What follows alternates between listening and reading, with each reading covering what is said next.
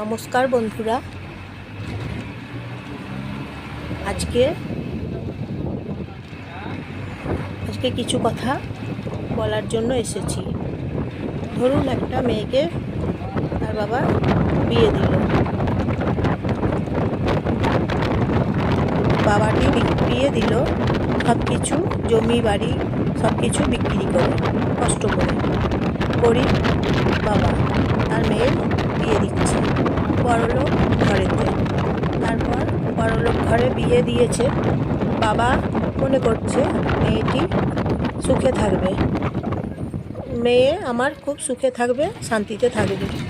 কিন্তু তা নয়, জানেন তো বন্ধুরা।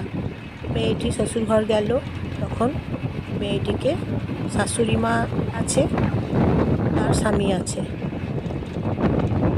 খুব বেশি করে কাজ করায়, খাটায়, কাজের মাসির মতো রাখে। সারাদিন খালি শাশুড়ি মা বলে কাজগুলো করে দিতে, এবং শাশুড়ি মা পায়ের ওপরে পা তুলে, ঠ্যাঙের ওপরে ঠ্যাং তুলে থাকে। শাশুড়ি মা ঠ্যাঙের ওপরে ঠ্যাং তুলে থাকে, আরাম করে শাশুড়ি মা। বৌমাকে বলে কাজের মাসি, কাজের দাসী। তাছাড়াও বৌমা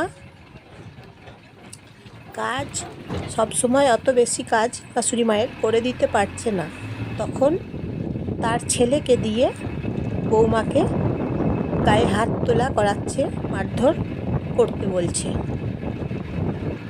সব সময়।